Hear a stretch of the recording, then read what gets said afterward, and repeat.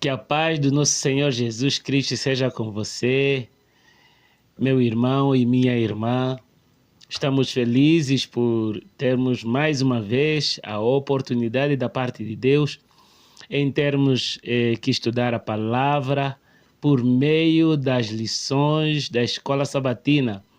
E eu estou feliz também porque hoje vamos partilhar os 7 pontos da lição número 6 com o irmão Coutinho. Eu falo Mano Coutinho, claro. É por causa da Irmandade da Amizade. Mano Coutinho, seja bem-vindo. Obrigado, irmão Soares. Deus te abençoe. Igualmente a você. Então é isso. A lição número 6, ela traz novas visões da vida cristã e queremos então aprender com a palavra de Deus para que mais do que palavras as nossas ações sejam parecidas com Jesus.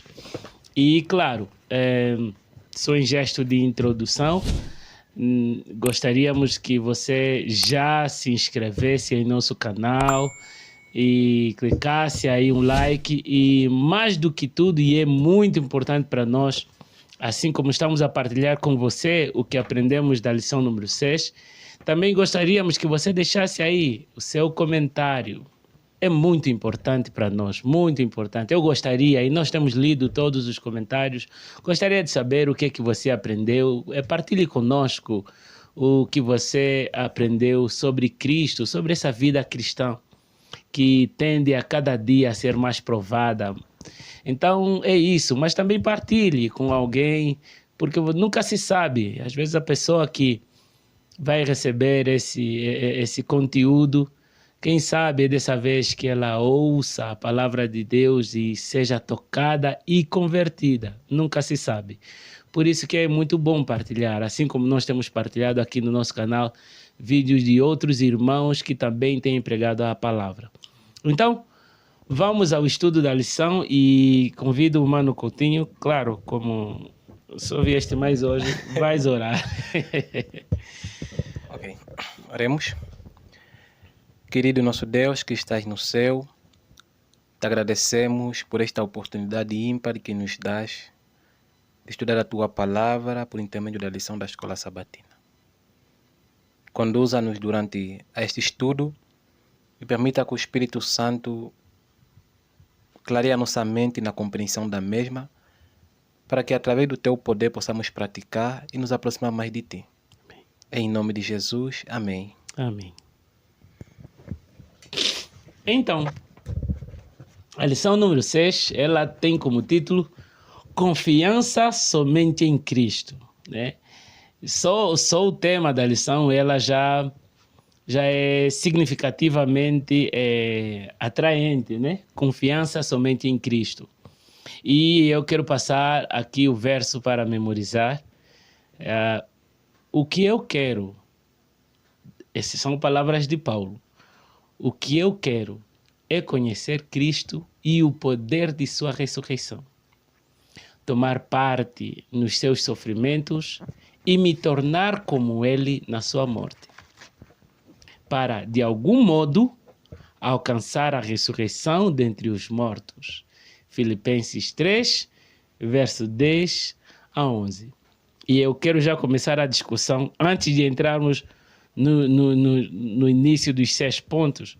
Irmão Coutinho, se você encontrasse um cristão que estivesse vivendo literalmente essas palavras do verso áureo, eu acho que seria chamado de extremista, né? Não, vê só como o texto está, vê só essas palavras de Paulo aplicadas literalmente na vida. Agora mesmo, entre os cristãos, não estou a falar os mundanos, não. Os cristãos os chamariam de extremista. Sim. Né? Essa é a impressão que dá. Mas é isso que nós precisamos. E é isso que Paulo nos chama a atenção. E esse foi o maior desejo de Paulo, não só para ele, mas também para a igreja de Filipe. E que esse também seja o nosso desejo. E a lição passada, a antepassada, já falou muito sobre sacrifício, né? A vida cristã como sacrifício, né? Para mim, o viver é Cristo e morrer é lucro. Ok. O nosso primeiro ponto aprendido nesta lição número 6 é: todo salvo se sente alegre. Certo? Certo. Por quê? Por que será? Por que todo salvo se sente alegre? Primeiro devemos entender o que é a salvação. Uhum. A salvação ela é a boa nova de que alguém morreu em nosso lugar, nesse caso Cristo.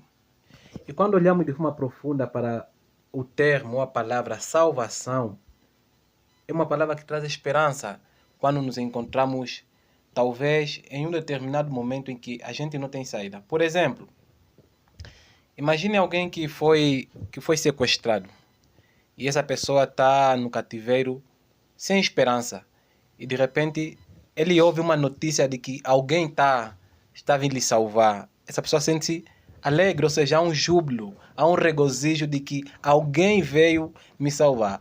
Então, nós não temos como não nos alegrarmos quando entendemos que alguém nos salvou. E desde o momento que entendemos isso, então a nossa vida se torna cheia de alegria, porque temos a plena certeza que alguém nos salvou, nesse caso, Jesus. Jesus. Ou seja, não temos como não nos alegrarmos, né? Certo. Essa ilustração que deste, imaginei alguém que vinha, pagou a fiança, você ainda permanece na cela, mas você já sabe que a fiança foi paga e a data, né, que garante a saída da cela também já está garantida. Ou seja, seria um prisioneiro que vive diferente dos outros, que não sabem se vão sair. Não tem esperança. Não há esperança. Okay. Então, todo salvo se sente alegre. E nesse caso, não estamos a falar a alegria do sorriso momentâneo, né? Não. A alegria que todo cristão, né, sente ou deve sentir quando ele entende de que realmente alguém o salvou, não é meramente um sorriso. É aquela alegria que transcende todo o ser. Uhum. Aquela alegria que nasce no íntimo, na certeza de que eu não sou mais prisioneiro. Apesar de viver algumas circunstâncias, eu tenho alguém que me salvou e que esta circunstância, ou esse problema, ou essa dificuldade é apenas momentânea comparado com aquilo que já me foi garantido, que é a salvação. Amém. Então não temos como não nos alegrarmos em Cristo. Amém. E a lição também mostrou a preocupação de Paulo, né? Aqui esse verso, o verso 2 de Filipenses 3, quando Paulo fala: guardai-vos dos cães, guardai-vos dos maus obreiros, guardai-vos da mutilação, né? Cuidado com a mutilação. Eu pude compreender que, de alguma forma, Satanás se preocupa que, depois que a gente entra nesse guarda-chuva da salvação, Satanás se preocupa conosco até o ponto de enviar pessoas que nos façam compreender mal o plano da salvação, né? E depois podemos estar salvos, podemos proferir estar salvos, mas no fundo estar a seguir orientações errôneas, né? Porque Paulo fala, regozijai-vos no Senhor, mas depois lhes fala, mas muito cuidado aí, né? Sejam alegres, fiquem alegres porque Jesus morreu por vocês, e isso é bom, mas fiquem atentos, né? Eu lembrei-me até, quando ele fala aqui da mutilação, lembrei-me de Jeremias 4:4, quando o profeta fala para Israel: circuncidai os vossos corações, tirai o prepúcio. E Paulo até no verso 3 ele fala que aquilo que acontece com aqueles que estão salvos, mas meramente salvos, é mutilação, né? Ele diz que nós é que fomos circuncidados, e ele dá a característica real: nós, os que adoramos a Deus em espírito, né? Uau! Porque Jesus, quando conversa com a mulher samaritana, fala que eis que vem a hora e a hora é esta, né? Que os verdadeiros adoradores adorarão a Deus em espírito e em verdade. E Paulo está a dizer que isso se cumpriu em nós. Ou seja, existe essa tendência espiritual de frequentar a igreja, mas ser simplesmente um sacrifício, como fala Samuel, né? Como é? Melhor obedecer do que sacrificar. Ou seja, podemos estar a fazer sacrifícios, mas que no fundo o Senhor não está a contar como nada. Eu quero terminar minha fala para você falar. Por exemplo, aqueles que falam, que dirão assim para Jesus: nós, em teu nome, isso, em teu nome fizemos isso. Eles começam a apresentar uma lista de sacrifícios. Mas Jesus fala: apartai-vos de mim, eu não vos conheço, vocês que praticam a iniquidade. Então parece que pode haver uma tendência de nós estamos a frequentar a igreja, mas ainda assim estar perdido. Para Paulo, eu poderia colocar aqui na palavra mutilação, ou sacrifício vão, né? Ou coração não circuncidado. Então,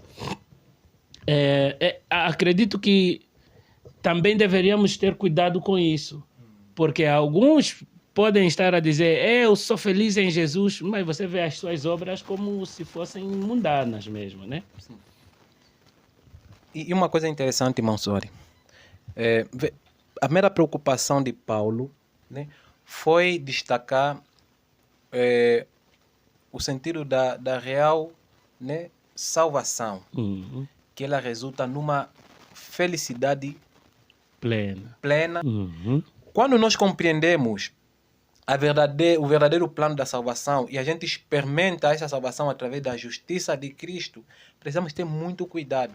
E não tivermos o máximo cuidado, podemos cair no erro de cair numa falsa sensação de salvação. Por exemplo, o legalismo. A pessoa está na igreja, faz as coisas bem feitas religiosamente, como tem se dito, mas nunca experimentou, nunca teve uma experiência viva com Cristo. Essa tem sido um dos maiores problemas da cristandade em nossos dias e de muitos crentes. A gente se sacrifica muito, às vezes, pela igreja e não faz nada por Cristo. Por Cristo. Por exemplo, o irmão Soares tocou no texto de Salmos, né, de Samuel, onde Samuel adverte, né, diz que para Deus melhor é obedecer do que sacrificar. Paulo ele diz que Jesus fala para a mulher samaritana que quando os verdadeiros se manifestarem, eles adorarão a Deus em espírito e em verdade. Qual a verdade? A verdade que nos santifica, a verdade que nos leva à obediência a Cristo através da fé. Essa fé, que é pela graça, ela produz obra por intermédio da obediência. Qual é essa obra? As obras de Cristo, Deus preparou para que nós andássemos nela.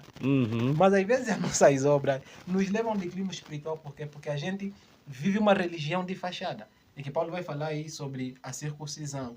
Então precisamos ter muito cuidado para não cairmos também nesse extremo. Precisamos nos alegrar em Cristo, mas também precisamos ter muito cuidado para não cair no engano dos falsos mestres, os falsos obreiros. E entrar já no segundo ponto, podemos estar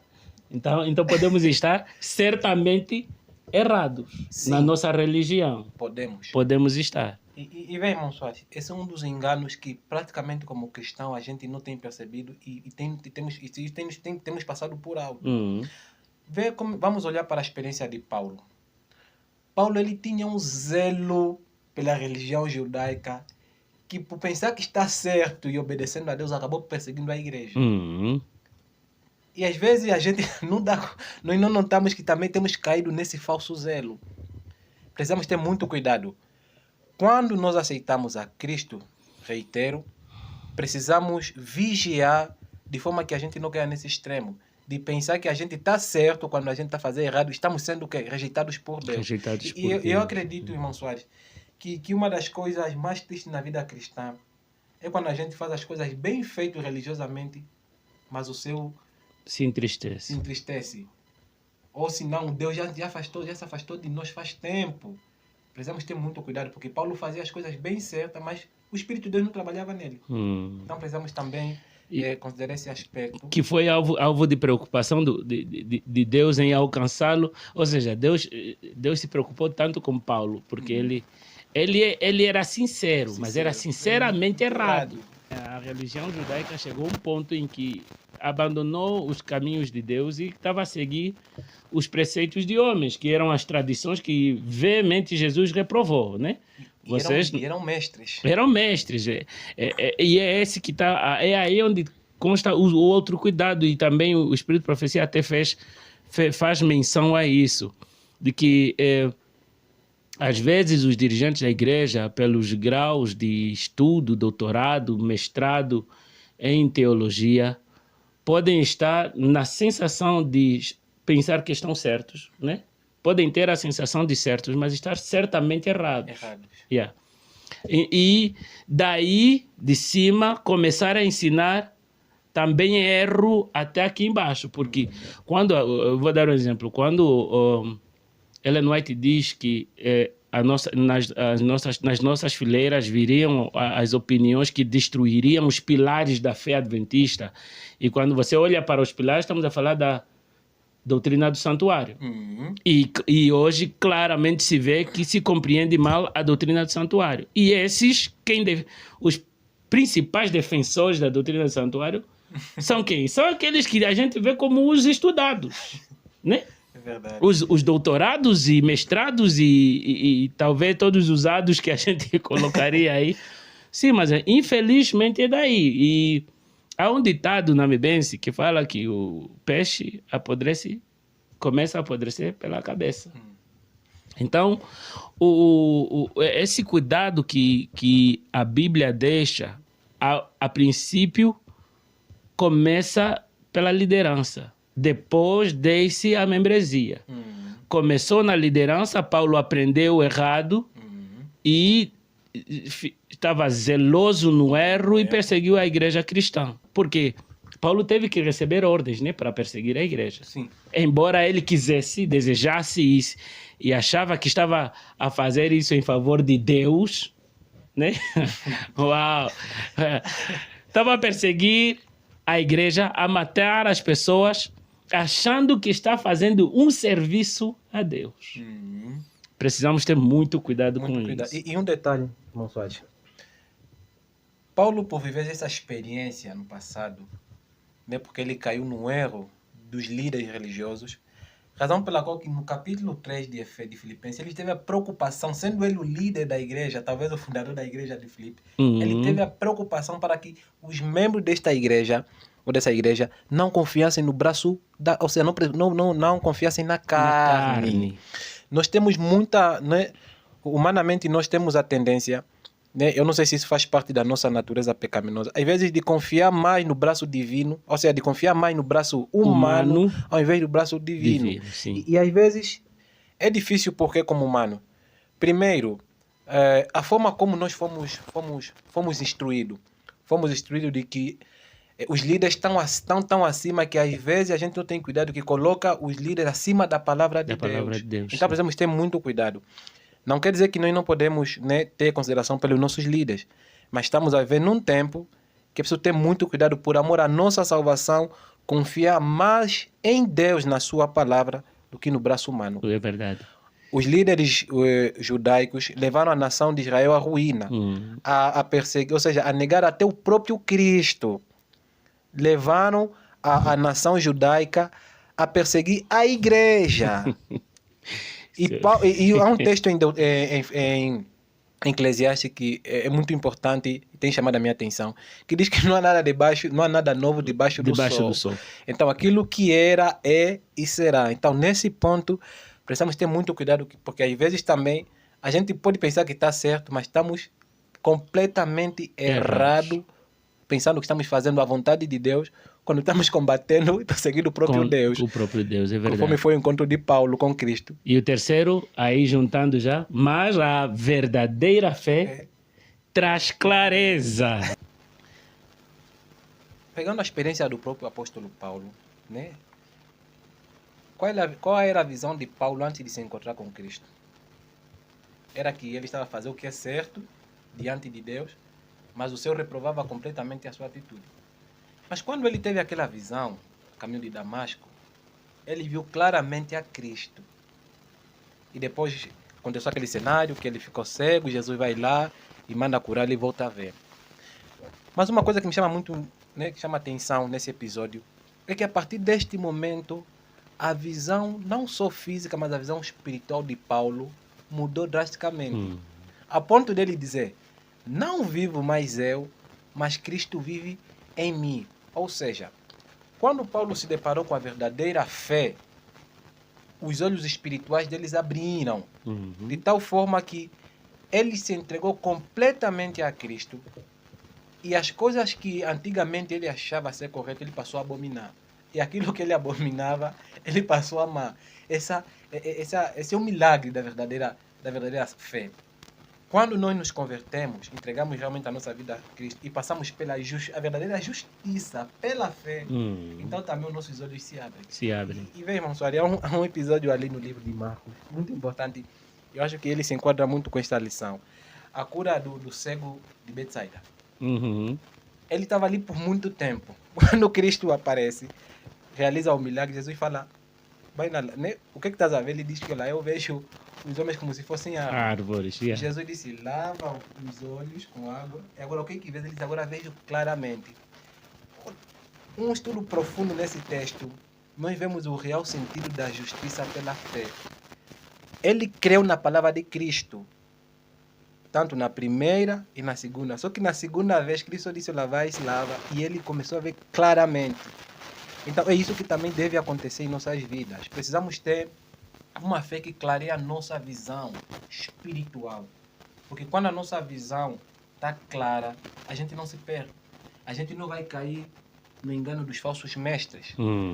A gente vai ter um discernimento, porque até a Bíblia no livro do Apocalipse traz esse conceito também na igreja de Laodiceia. Sim. A igreja de Laodiceia ela é cega e nua.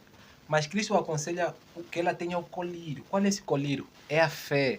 É o discernimento que ela precisa ter. Mas esse colírio vem de Cristo. Vem de Cristo. Quem concede esse colírio é unicamente Cristo através da sua justiça. E é muito importante isso. Verdade. Principalmente nesses últimos dias, é que o engano está sem precedente. Está em todo sítio.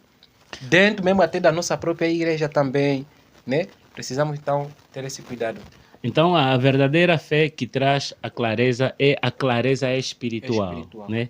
E isso toca ao quarto ponto, que é estar em Cristo. Envolve todos os aspectos do plano da salvação. Quando eu tenho essa clareza espiritual, eu não faço seleção do que eu devo obedecer ou não. Né? Quando eu tenho essa clareza espiritual do que Jesus fez por mim e faz por mim, né? Fez, faz e fará. Eu poderia até acrescentar. Então, não vou começar a fazer seleção de algumas partes do pacote do plano da salvação que eu esteja envolvido ou não esteja envolvido. Porque, na verdade, o plano da salvação é um pacote completo, né? Então, esse estar em Cristo, a verdadeira fé, traz essa clareza de que, ao permanecer em Cristo, eu preciso estar envolvido em todos os aspectos. E a lição até fala, eu vou citar aqui depois, né? Você me ajuda aí. A lição fala da compreensão espiritual, que é essa verdadeira fé, já, né? A justificação pela fé, né? A preparação para o céu, que é a santificação. Esse é um dos pontos que essa nova teologia parece que odeia a santificação. Porque se você falar que eu deixei isso por Jesus, falam, cuidado, não anda com o irmão X, ele é perfeccionista, né? Sim, é isso que a gente ouve. Não anda com o irmão X, eles buscam de fontes estranhas. Mas não estou querendo, a pessoa só está querendo se santificar. É verdade. E na santificação, depois da santificação está a glorificação, que é a redenção quando Jesus volta. Então, esse pacote todo da justificação pela fé, justiça, né, pela fé, e a justiça pela fé, que é justificação, santificação e redenção. Redenção. É um pacote completo, né? E vê, irmão Soares, esse ponto é muito importante porque mesmo os que alegam, né, e têm a tendência de chamar aqueles que querem viver uma vida de obediência a Cristo e gostam de os rotular como extremistas e fanáticos, são os mesmos que não entenderam a verdadeira justiça pela fé. Porque quando nós compreendemos, porque o declínio cai ali, se você não compreende o que é justiça pela fé, então você vai tropeçar no segundo, então, e até na glorificação. Na glorificação. O plano da salvação, ele engloba o pacote completo. Primeiro precisamos compreender que a salvação é obra completa de Cristo. Justificação, santificação, redenção, que é a glorificação. Na santificação, na justificação, Cristo faz as coisas por nós. Eu não posso me salvar. Zero, nenhum ser humano consegue se salvar. Só Cristo concede a salvação. Isso está em livro de Filipenses, capítulo Efésios 2, 8 em diante. A salvação é somente pela graça mediante a fé. Olha, não é somente pela graça, não é só graça em si. É graça mediante a fé. Como também a fé só em si, sem a graça também, precisamos trabalhar esses aspectos. Sim. É salvação pela graça mediante a fé. E Paulo não combina ali.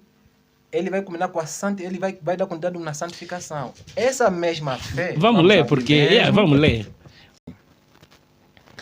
Pois pela graça sois salvos por meio da fé. Isso não é Deus, não de obras, para que nenhum homem se glorie. Verso 10. Porque somos feitura sua, criados em Cristo para as boas obras. Santificação. As quais Deus estabeleceu para que andássemos nelas. Tanto a justificação como a santificação é obra de Deus. É Deus que justifica e santifica. Mesmo a glorificação também pela fé. É também pela fé. Então, nós seres humanos, como pecadores, quando aceitamos, qual é a nossa condição? É cooperar. Cristo me salvou, eu aceitei a Cristo. Justificação. Agora preciso ser santificado. É aceitar as obras de Cristo e andar nela. E quem coloca essas obras? É Cristo através da sua justiça. Isso não vem de mim. Porque Paulo, Isaías vai dizer que toda a nossa obra ele é como trapo de imundícia. Não presta. Então o que nós precisamos no processo de santificação, e queremos deixar claro, né, aos adeptos da nova teologia, que precisam se converter. Porque quando apontamos para alguém que está a viver a santificação pela fé, obedecendo a Cristo, olhando constantemente a Cristo, e na medida que ele vai olhando para Cristo, ele vai ser transformado segundo o caráter de Cristo. Essa pessoa está apenas cumprindo os requisitos do pacote completo. Então, dizer que essas pessoas estão sendo perfeccionistas, extremistas, isso é atacar o Evangelho. Porque o Evangelho ele traz o pacote completo. Santificação, justificação, redenção que combina com a glorificação. E isso tudo é justiça pela fé. É isso que precisamos compreender. E isso... E é um detalhe, irmão. Por que muitos lutam com a santificação? Né? Os adeptos da nova teologia. Porque ela requer uma renúncia completa, uma entrega completa. Ela fere o nosso eu. Ela fere com o âmago, porque nós seres humanos, né, estamos habituados ainda a fazer as coisas da nossa maneira. E por isso que muitos até chegam a ponto de dizer que a igreja vai pecar até a volta de Jesus. Embora que não seja o ponto, né? Mas isso está dentro do pensamento, porque temos uma falsa compreensão do pacote completo da salvação. Ou seja, uma vez salvo para sempre. E como alguns, eu tenho assistido muitos podcasts e debates onde pastores evangélicos deixam claro que não precisam obedecer a guarda do sábado, porque Jesus é o descanso. Ou seja, então, como Jesus é o descanso, não preciso descansar no sábado, porque Jesus é o meu sábado. Mas também poderíamos dizer, então, como Paulo disse, né? Que Jesus, ele é o autor e consumador da nossa fé, então não precisamos também ter fé, porque Jesus é o autor, né? E consumador da fé, então eu também não preciso ter fé. Eu acho que esse não é o caso. O caso de Jesus ser o descanso não me libera de deixar de descansar no sábado. O facto de Jesus ser a minha justiça não significa que eu estou isento de obedecer à lei de Deus. Porque não obedecer à lei de Deus, então, implica não estar em uma vida de santificação. É isso. O quinto, Jesus é tudo, né? Sim. Jesus é tudo. Vamos ler o Apocalipse e comentar já no Jesus Cristo é tudo. Por exemplo, Apocalipse capítulo 14, o verso 12, ele, embora que ele vai falar de forma escatológica, né? Sim. Mas ele vai apresentar a característica dos fiéis filhos de Deus. E João, ele aponta dizendo assim: aqui está a paciência dos santos. Aqui estão os que guardam os mandamentos de Deus e a fé em Jesus. Então, combinando com Paulo diz que a verdadeira fé, ela nos faz andar nas obras. Se Cristo obedeceu os mandamentos do Pai, então, através da sua justiça, ele também nos dá poder para que a gente obedeça aos mesmos mandamentos. E nestes, o sábado está incluso. Está incluso. Porque não faz sentido. Então, se eu já estou salvo em Cristo, e através da Cristo é que produz a fé, né? Então, qual é a necessidade de eu ter mais fé em Cristo para que Ele possa colocar em mim o manto da sua justiça? É apenas, Cristo morreu, acabou. Não preciso crer, não preciso ter fé. Uma vez que Cristo é que faz tudo, não é isso? Então precisamos também ter esse cuidado para que não caiamos nesse engano. Evitar os extremos. Em verdade, Jesus é tudo, né? Sim, é tudo, sim. Jesus é tudo na questão de ser, embora ele seja esse tudo, mas nós precisamos ser como ele é tudo. Ele é tudo, sim. Né?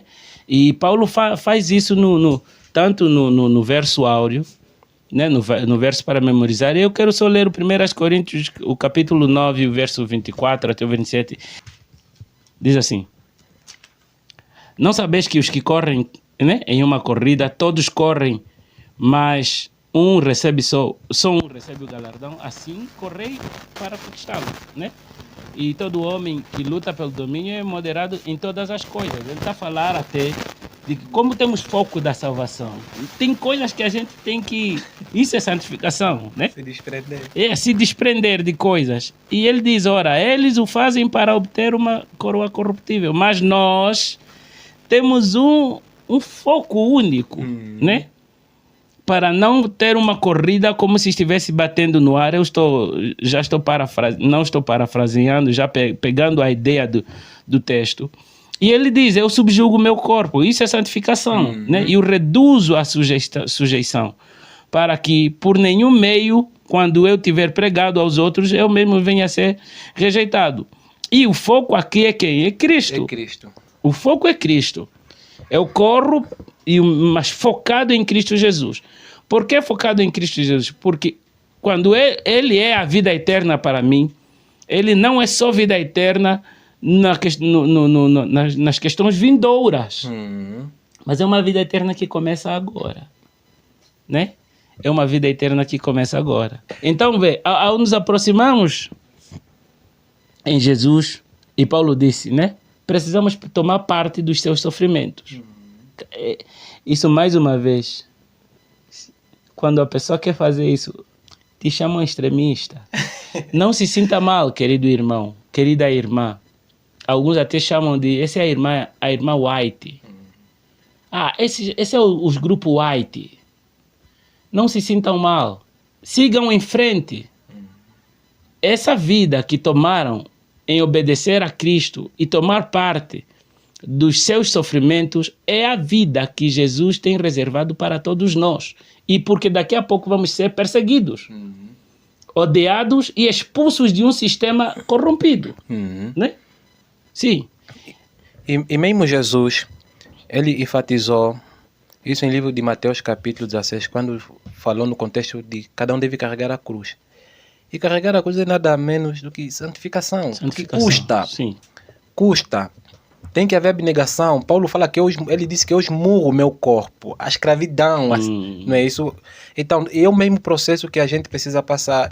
E precisamos entender, queridos amigos, que quando a gente entra no caminho da santificação, não é uma questão de a gente ganhar mais a salvação, porque a salvação já nos foi dada. Mas precisamos saber que são as condições que Deus estabelece, porque a justificação, né, eu gosto de comparar, é como um convite, né? Quando a gente vai a uma festa, né, o convite é de graça. Tá aqui, esse é o convite, é a justificação, salvação. Mas para estar na festa existem condições, e essas condições é a santificação. Por quê? Porque ali na santificação é o eu que é negado constantemente. E nós sabemos que um dos piores inimigos de Deus é o nosso eu, porque ele odeia fazer a vontade de Deus. Então, no processo de santificação, Deus quer mortificar o eu para que aprendamos a viver completamente e plenamente dependente dele. Porque no céu vai ser a ser depender completamente e a tempo integral de Deus. Fazer a vontade de Deus a tempo integral. Então, Deus quer nos ensinar essa experiência já aqui na Terra, através da santificação. Não é que uns vão se tornar mais perfeitos que os outros. Não é uma questão de obediência pela fé. E o próprio Deus é quem santifica, né? Santifica. Hebreus 12, 14. Seguir a paz com todos os homens e a santidade, sem a qual ninguém verá Deus. Junta já aí com o nosso sexto ponto, que é dia a dia somos transformados, né? E eu gostaria de ler o último texto, partilhar, está em 2 Coríntios, capítulo 3, verso 18. Paulo diz assim: mas todos nós, com face descoberta, contemplando como um espelho a glória do Senhor, somos transformados na mesma imagem de glória em glória, como pelo Espírito do Senhor. Amém. Amém. Então, até a transformação do nosso caráter é obra de Deus. Isso é a beleza do Evangelho. Olha, o Evangelho é tão simples, irmão Soares. E quando a gente compreende a sua simplicidade e aplicamos na nossa vida, não há trabalho. Porque a gente entende que tudo é obra de Deus. Apenas a gente precisa cooperar. Nos colocamos, né, num sítio onde Deus possa nos usar. Porque sem a santificação não existe transformação. Não existe. Há uma parte do estudo adicional que diz que dia a dia Deus trabalha com o homem, né? Aperfeiçoando o caráter, né? Que deve resistir no tempo da prova final. Essa é a importância da santificação. Deus não quer só nos santificar porque ele entendeu por capricho que, não, eles não podem vir aqui só assim. Então eles que se santifiquem.